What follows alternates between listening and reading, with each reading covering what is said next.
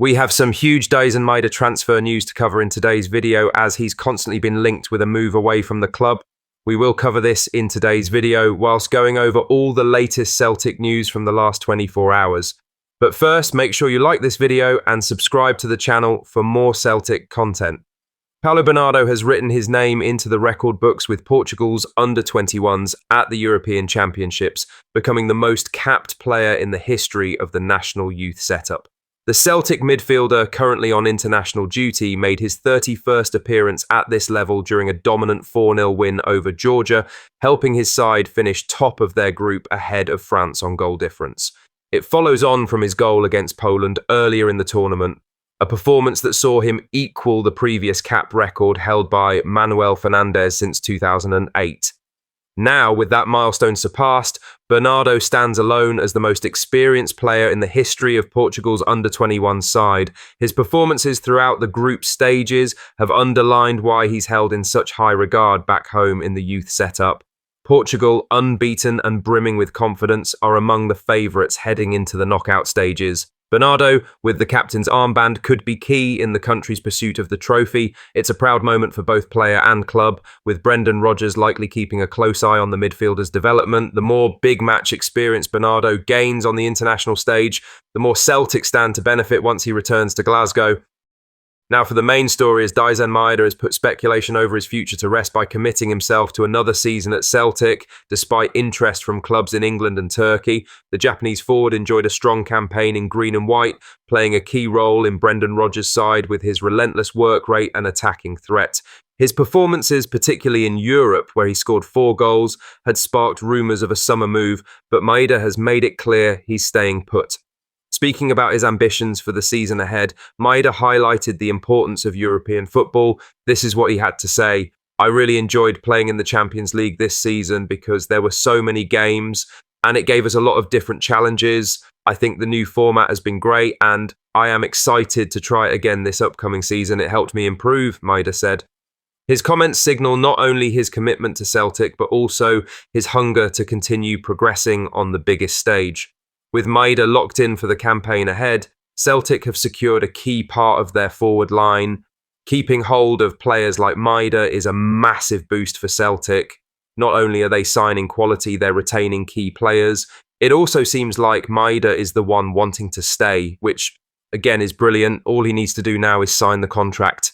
In a window where plenty of movement is expected, Celtic's ability to keep Maeda speaks volumes about their ambition heading into the new season.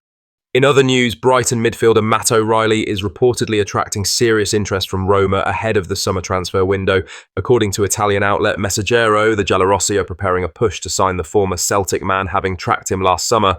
Roma see O'Reilly as a classic number 8, strong on the ball, disciplined without it, and capable of ticking all the boxes required for Serie A midfielders. Meanwhile, Brighton are understood to be open to offers and could look to negotiate if the price is right.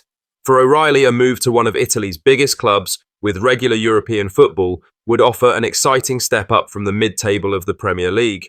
This summer transfer window is shaping up to be a crucial one for the 24-year-old. He's enjoyed consistent game time with Brighton at the end of the season after overcoming his injuries, and the question now is whether he'll push on with a switch to Rome or continue his development in England.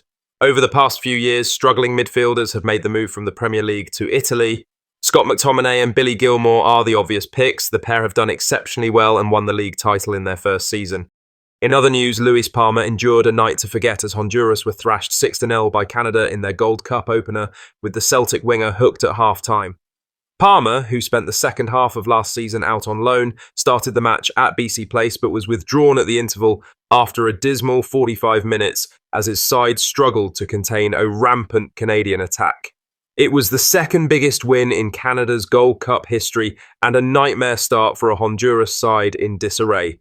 The 25-year-old's future at Celtic remains unclear. He admitted last month that there was still a chance to impress Brendan Rodgers and work his way back into contention, with time still on his contract. But Tuesday's showing won't have helped his case. With Palmer's Celtic career still in limbo, his poor showing for Honduras adds more uncertainty. The winger showed glimpses of quality during his early Parkhead spell but fell out of favour, leading to the loan move. He faces an uncertain summer. Meanwhile, Celtic fullback Alistair Johnston was not involved for the hosts. The right-back, who recently got married, was left out of the squad for the competition, as was Cameron Carter-Vickers and Austin Trusty for the United States. In other news, Daniel Levy has finally broken his silence over Ange Postecoglou's sacking, just 16 days after lifting Tottenham's first trophy in 17 years and their first European trophy in over 40. Postecoglou was shown the door.